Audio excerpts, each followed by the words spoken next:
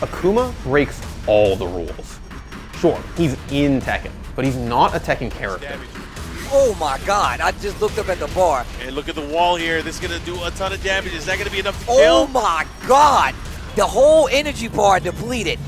He's been cheap since the moment he was in the game. Akuma was the best. Even I was asking for nerfs. But I think he needs more though. 444 whisk. Oh my god, he jumped out right in his face.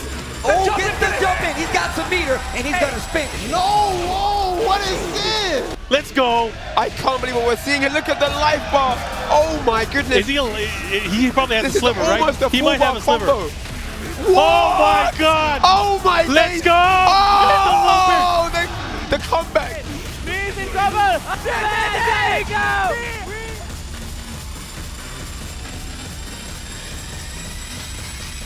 Akuma isn't just broken, he broke Tekken. And he may have broken it forever. 2019 was the year of Akuma for Tekken fans. From tournament top 8s to online matches, Akuma was everywhere, terrorizing players and fundamentally changing the game. Akuma is one of the most popular fighting game characters of all time, but most people know him from his origins in Street Fighter, not his newfound Tekken dominance. Akuma isn't just popular because he looks cool though. Players love and hate him because he can do everything a fighting game character could ever need to do. He has a fireball to keep you out, an uppercut to keep you on the ground, great pressure to keep you in the corner, crazy mobility to close the gap, insane damage, and more. But in 2016, Akuma made the jump from Street Fighter to Tekken. You know, it was during the global finals of one of the Tekken 7 finals, and Eris and Markman were there in Japan. I was watching at home. It's probably like middle of the night, like past midnight at least, here on the West Coast, and they played the trailer. Oh shit. All right. It's fucking shit. Dude, he's got EX moves? Yeah, basically in the arcade version, when he came out, he was actually broken. Like right now, he's just crazy strong and probably the best. But when he came out in the arcade version, he was completely busted, right? People didn't quite know how to play the character back then. But if you give anyone who knows Akuma now, the Akuma from back then, they would win every tournament. Akuma was broken in Tekken for a lot of the same reasons he was so strong in Street Fighter. He had a ton of options and crazy damage. But there were certain things Akuma could do that no other Tekken character could. The things that separate him, you know, and make him play more like a Street Fighter style, you know, he's got like his crouching medium kick from Street Fighter, which is down 3 in Tekken, that he can cancel into a fireball. Like, Tekken doesn't have normals that you can cancel into specials like that, you know, so just that like fundamental thing was completely different from Tekken. You know, being able to do, you know, meaty timing on things like that, like existed in Tekken, but I feel like with Akuma, you kind of have more of that because of fireball pressure, etc. But the big deal for Tekken characters was his jump. He's got this 2D jump. Tekken, you don't really jump around. When you're playing Akuma, it's very normal to jump around, and I think that threw a lot of people off. Akuma played so much like a Street Fighter character that Junko, a Street Fighter pro, got top 3 at EVO 2016 with him. And that was only 10 days after Akuma had been put in the game. Combo incoming. And this is gonna do a lot. Oh my god, he dropped the combo. Oh, he's choking it up. He's got rage. Punko spacing it out, looking for chip maybe. Oh, wrong punish. G-Smash with a float. Oh my god, is G-Smash going to make this comeback happen? He's Still trying has range. Oh my goodness. He could have caught him with the Good block. The sweep is going to do it. Punko advancing to the winner's final. Like, it was the fact that it played like a Street Fighter character, that he could just pick it up and he could execute the combos, right? A lot of Tekken players didn't have the Street Fighter mechanics to do the FEDC combos at the right time and to hit him, right? So Punko just playing really patiently, playing a lot of Tekken off that you can't get that far without actually having some knowledge of the game, right? Release Akuma didn't last too long. Bandai Namco decided to nerf him pretty quickly. And they nerfed him down gradually, like, I think something like at least 10 row of nerfs in a row, to the point where people said, oh, now he's bad. It's not that he was bad, it's just that he was so much better before that in comparison, everyone dropped him. Oh, I'm not going to play him now. None of his stuff works anymore. But despite the nerfs, Akuma remained one of the most frustrating characters to play against in Tekken 7, partly because he had access to Street Fighter 4's signature mechanic, the focus attack dash cancel. The FADC, the focus attack dash cancel, that's a direct carryover from Street Fighter 4, right? So you can do an uppercut, for example, and then you can cancel the uppercut with the focus attack and dash out of it, right? And doing that process essentially costs you a bar meter, but you can convert that by keeping yourself on the ground during the uppercut while it launches the opponent. So it's basically a safe attempt at a launcher at the cost of meter, but it gives you a full combo afterward. All that makes Akuma truly terrifying to play against. Not only can he do things that no other character can, his damage is nuts. That opening goes for the orbital that gets punished there. Nice whip punish from the... Wow, look at this damage. Oh my God, I just looked up at the bar. And look at the wall here. This is going to do a ton of damage. Is that going to be enough to Oh kill? my God, the whole energy bar depleted. Beyond that, though, I still feel like the character's damage output has always been so high that even now, like, that the character's more balanced than he was in the past. You know, you get launched by an Akuma and he does a wall comm when he does the Raging Demon afterward, you're like, what the hell? Like, that was like 80% of my life, you know? Even like before, it would have been like 100% or 99% or something. Now it does like 75, 80%. They're big combos that require execution, but no one wants to get hit by a combo that does damage on your life bar. Oh, it's party time and Chikarin's invited. Oh, here it is. Oh, here we go. Why did you say that, Mark? I want to see parties, man. Oh my God, look at the health. And the demon, let's go. I can't believe what we're seeing. And look at the life bar. Oh my goodness. Is he probably has this a sliver, is almost right? A He might have a sliver. Combo. Oh my God. Oh my days. Let's go. Oh, the comeback. So you have 200 IQ, I got 202. Let's go. Although he'd been playing Tekken 7 for a while, Super Akuma wasn't really well known outside of his home country, France. But at the Mix-Up's 2019 Tekken Grand Battle, Super Akuma had the world's eyes on him and Akuma. Oh, there's a sweep. Super Akuma looking to take this one. Oh no. Forward 4. Anybody's so match, scary. but Super Akuma with a huge lead right right now. Fireball? So they're going for chip. Oh, no demon paw. Oh my gosh, the jump back. Oh, he got him on the foot. He got caught. Chikarin thought he had avoided that with that slight sidestep, but he got chipped. He got once again. Oh no, he gets the duck. Here we go. Gets the party started. Hey. Okay, also go for the Tatsu. Oh, he catches him ducking. Here we go. One mix-up away. One mix-up away. Plus frames. And here we go. That's going to be it. Got it. Super Akuma eliminates UYU's low high and secures himself a spot in grand finals. Does have that bar. Nice sidestep left. He's got 18 seconds left to work with. Oh my no. gosh. Here we go. The party has been started and he has the bar. Oh my God. Is he going to finish it here? Oh my gosh. One more hit will do it. 6 seconds. Oh my God. I don't know what's going to happen. 4, 4, 3, 2. Is it going to be a timeout? Oh my God. I don't know. Oh, there it is. Super Akuma takes the Mixed Up 2019. The first Master event of the season.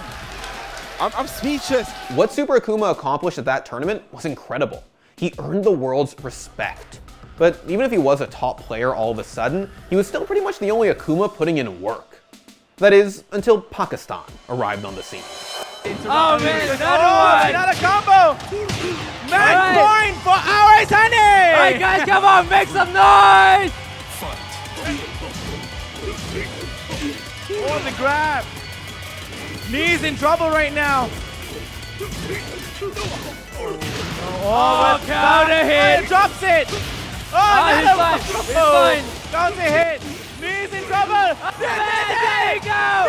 We have a winner! Sunny is your champion of TWT Malaysia! 2019 was a huge year for Pakistan in Tekken. After Arsenal Nash's incredible EVO Japan win, people started to take the region seriously. But unlike the rest of the world, Pakistan was big on Akuma. Like I said, people thought Akuma was weak. That's not the case in Pakistan. They noticed he was strong straight away. The legend has it that everyone has a pocket Akuma in Pakistan. Yeah, they got a great scene to get good, and yeah, they have the best Akumas. That's just it. They got the best players and the best Akuma. When Pakistani Akuma players like Awais Honey and Atif Butt finally made it out to events, they crushed the world with their Akumas. Akuma was Tekken's best kept secret, kept hidden in the most remote region. But it wasn't until the rest of the Pakistan scene arrived, right? I think it was Takara Cup last year, where the top 8 had, I want to say 5 or 6 people in the top 8 who had used Akuma in that tournament. So they may not necessarily have been Akuma players, but like they did use Akuma in that tournament, and I think probably 3 or 4 of them were Akuma players. So it was really the Pakistan scene who a lot of people didn't have eyes on, you know, as a whole, outside of Arslan Ash, and until that point. Because we had seen Atif Butt and a Wise Honey traveling around, and they were winning tournaments. You know, they were doing well. But like, oh man, you know, Pakistan has a couple of good Akuma players. And the thing about them was they were hitting all the combos. They knew how to play Tekken. You know, so it seemed like, whoa, okay, these guys are kind of like what we've seen from Super Akuma, but now there's more of them. And just as everyone realized what Akuma was capable of, Namco buffed him. They lowered his damage a bit. They made his combo easier and more consistent. His main down 3 combo, which now that meant that a lot of people that weren't playing Akuma could start playing him because he was now more accessible. But yeah, he got moves improved, and you got made a bit easier. All of a sudden, Akuma was the king of Tekken, and most people weren't happy. Some complained that he was boring to watch, not because there was pretty much no counterplay to getting massacred by one of his combos, but also because everyone was playing him now. Well, when Season 3 happened and Akumas were everywhere, and even legendary players that were known for their main started playing Akuma in protests, things would make it any match hype. They're like, oh, Akuma's on screen. So instead of watching, they'll just complain, right? That does happen. While some players did eventually learn the matchup and did better against him, Akuma was still target number 1 for nerfs. Do you think Akuma's damage should be nerfed? Or do you think it's okay? Maybe this damage is, he was nerfed. Yeah. But I think he needs more nerf. And in November, Namco Bandai delivered, giving Akuma a slight nerf to his meter game. But that didn't stop Chikurin from winning the Tekken World Tour, where he busted out Akuma just for the grand finals. Chikurin versus Ulsan. All right, last day on Earth, last day of the 2019 Tekken World Tour. That's what this is. Game on. Akuma coming out to play against Kazumi. Why did I wasn't even paying attention. Oh my God. Surprise, surprise. TWT Finals with Akuma? Oh, of course. Wow. We thought we were safe. we thought we were done with this. We made it back. Marcus over scratching his face like, man. Chicken went to Pakistan. What country's even represented right now? Right, exactly. Ulsan needs to do something big right now. He needs this round. He needs this round. Give himself a breather. Give himself another match to work with things and possibly head towards a reset. Power crush. It's worked out for him before.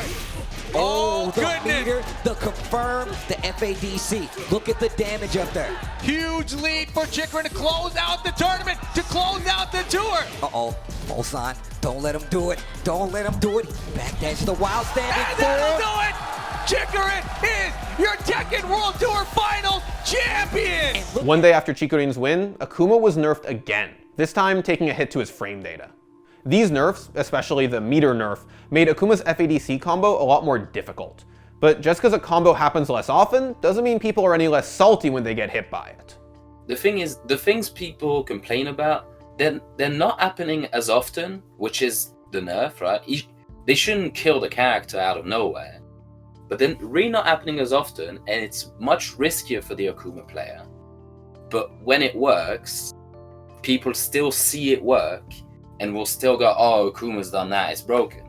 It's unclear if Akuma is still the best character in the game. Between his nerfs and the addition of Leroy Smith, the most broken character Tekken has ever seen, Akuma's reign over Tekken is up in the air. The stick! The cane! The beatdown! Leroy running through this game. Mikio almost erased from one hit.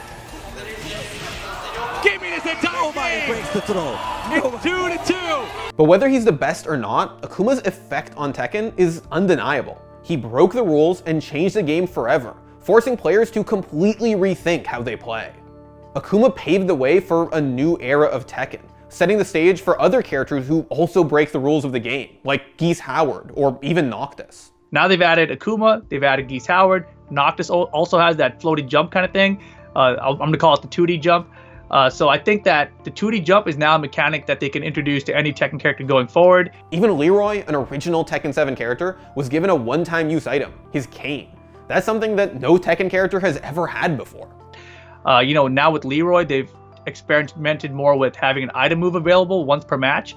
He's got his staff that he uses, so that might be something we see more of in the future. Tekken 7 has pushed Tekken to new heights, ones that fans never thought it would ever hit. And at least partially, it's all because of Akuma. You wanna see the weebiest shit I have? It's a bunch of tarot cards from Persona. It's pretty weeby. What else do I have here? It's weeb shit. I've got like all of Azumanga Daioh. That's pretty weeby. This is like EX weeb. It's like literally a bunch of anime girls. It's like the most weeb thing you could possibly own, I think. Except for like a body pillow, I guess.